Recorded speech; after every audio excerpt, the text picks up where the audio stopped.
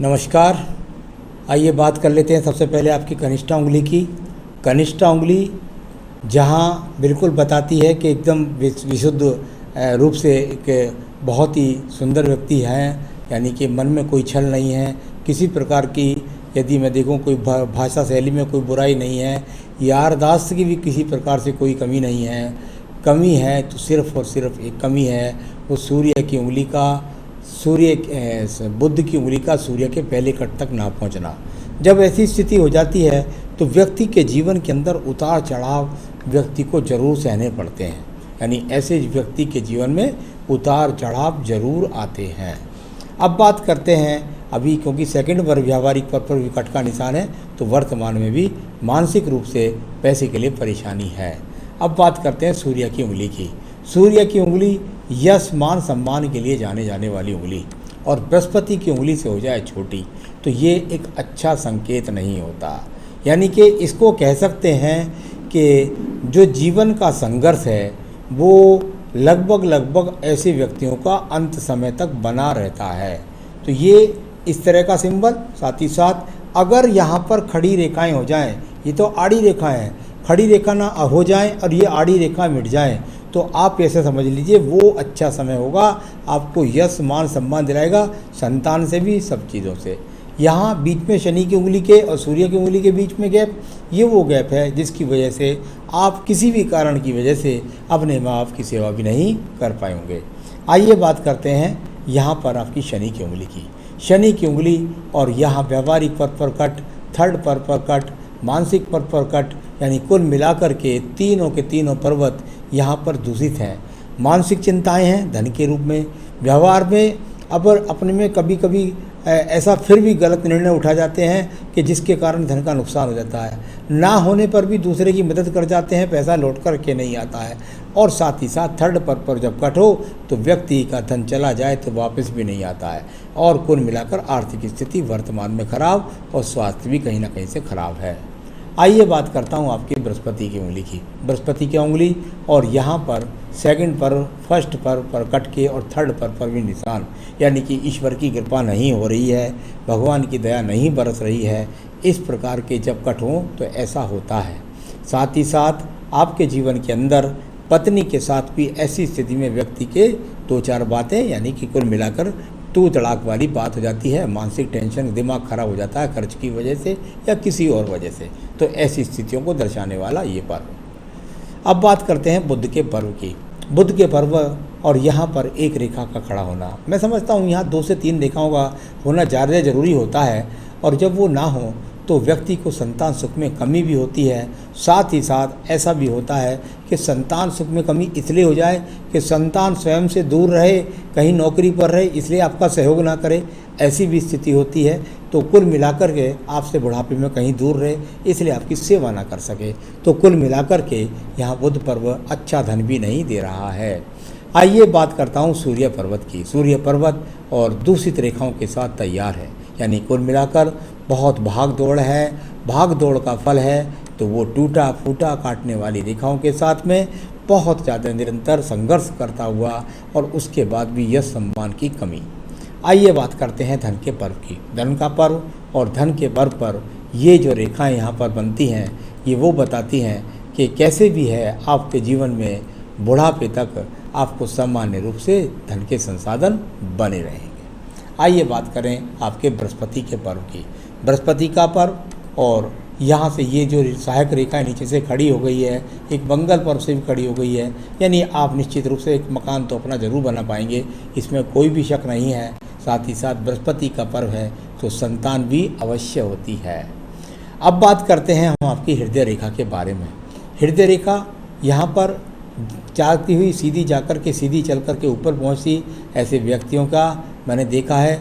यहाँ पर जब 2 मुखी शुरू हो और 2 मुखी खत्म हो तो व्यक्ति का जानकारी में विवाह होता है। साथ ही साथ जो कुल मिलाकर चाहे जैसी भी स्थिति है, पत्नी आपके सहयोग में है, निरंतर रूप से खड़ी रहती है, इसमें कोई भी दोहरा नहीं है।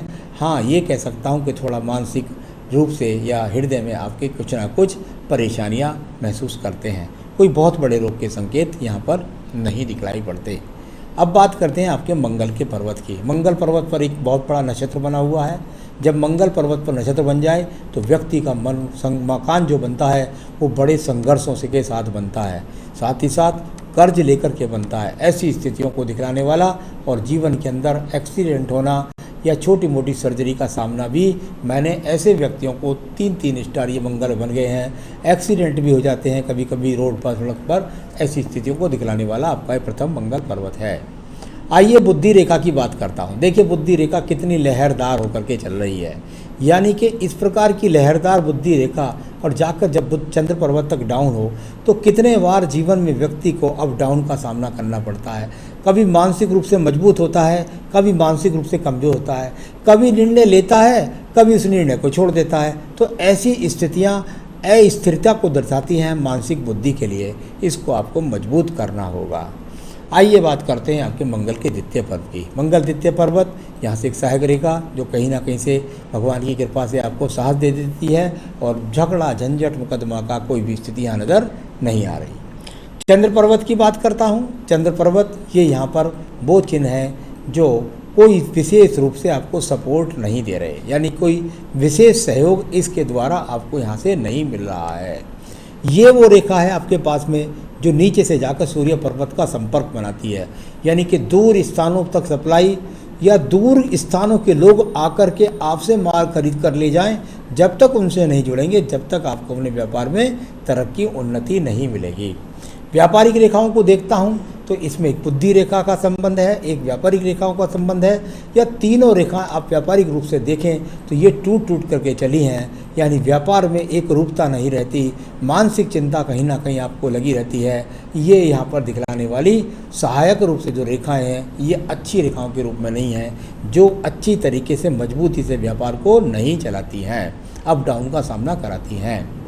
आइए बात करते हैं आपकी भाग्य रेखा के बारे में।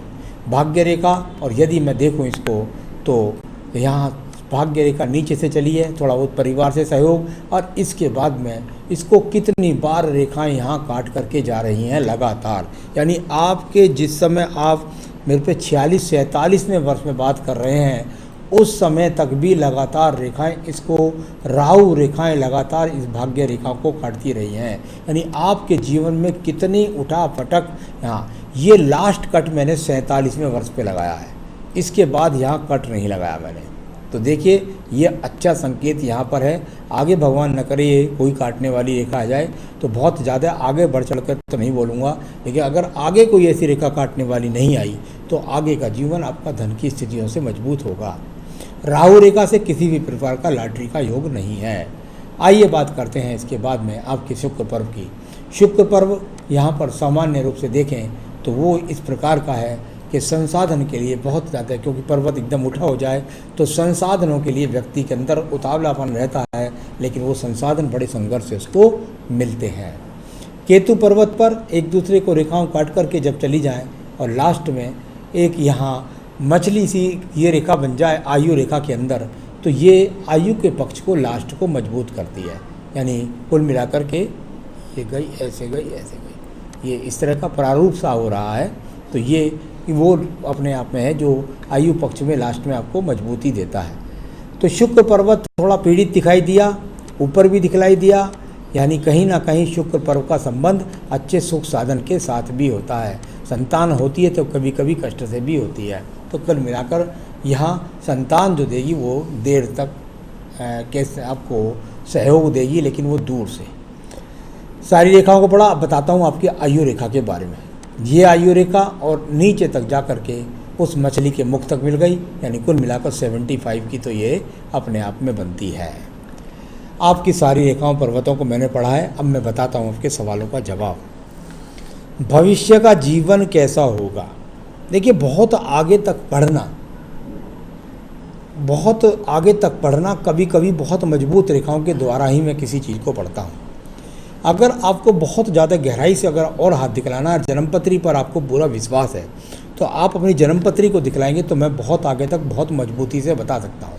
अभी वर्तमान में कोई रेखा नहीं काट रही है, तो मेरे हिसाब से भविष्य अभी आपका आगे अच्छा है।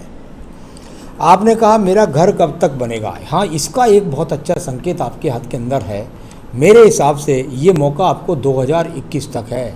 यदि आप यहाँ बना गए तो बहुत, कैसे बनेगा तो कर्ज वर्ज से ही, लेकिन यहाँ बना गए तो बना गए, नहीं तो उसके बाद में फिर आपको काफ़ी समय इंतज़ार करना पड़ेगा। क्या भविष्य में भारत से बाहर जाने या बसने की कोई यात्रा है? अभी मुझे ऐसा कुछ दिखलाई नहीं दिया कि जिसके साथ बसने का तो सवाल ही नहीं है, वो तो है ही नहीं कहीं भी। कोई संतान ही बस जाए, जाकर विदेश में ले जाए तो बात दूसरी है, लेकिन हाँ विदेश यात्रा ज़रूर कर सकते हैं आप। बच्चे बुढ़ापे में खुशी देंगे? आपने पूछा बच्चे बुढ़ापे में खुशी देंगे। मैंने बताया था आपको बुद्ध पर्वत से और चीज़ों को जो वर्तमान में स्थिति है कि बच्चे आपको सहयोग देंगे धन से, लेकिन बच्चे आपसे नौकरी के कारण या किसी और कारण के कारण या किसी और अन्य कारण के कारण आपकी सेवा आपकी बुढ़ापे में अभी यहाँ पे वो करती रेखाएं दिखलाई नहीं देती। तो जीवन का संघर्ष समाप्त होने की यहाँ तक सवाल है। देखिए आपके पास लास्ट तक धन के साधन बने रहेंगे, क्योंकि आप निश्चित रूप से मकान बना पाएंगे और मकान आपके नाम से भी होगा और आप सब तरीके से मजबूत होंगे। तो ईश्वर की कृपा से आपको संतान सुख का मिलेगा, लेकिन वो आपके हाथ पैर से सेवा नहीं कर पाएंगे, शायद बेचारे अपनी नौकरियों की वजह से कारण। बाकी उनकी जन्मपत्री भी बताएगी। वित्तीय स्थिति बेहतर कब होगी? मैं समझता हूँ जब ये थोड़ी सी एक माइनस रेखा आ गई थी, उसकी वजह से थोड़ा मुझे डर है। मैं समझता हूँ शायद ये 2026 के बाद स्थिति शायद ठीक हो। भविष्य की बेहतरी के लिए कोई उपाय बताएं। वो मैं आपको बता दूंगा उपाय, वो उपाय करेंगे तो आपके जीवन में बहुत ज़्यादा बेहतरी भी होगी। नंबर 1, आपको एक बेहतरीन सा फायर ओपल इस उंगली के अंदर पहनना चाहिए। अगर आपको मिल जाए तो ठीक है, नहीं तो हम आपके स्थान तक आपको पहुंचा सकते हैं, पहन लीजिए। और साथ में संकट नाशन गणेश स्रोत रोजाना पढ़िए। संकट नाशन गणेश स्रोत सभी दुविधाओं से निकाल कर ले आएगा आपको अकेला संकट नाशन गणेश स्रोत। आपका स्वास्थ्य भी उत्तम रखेगा, आपका व्यापार भी चलाएगा, आपकी खराब रेखाओं को भी मिटाएगा।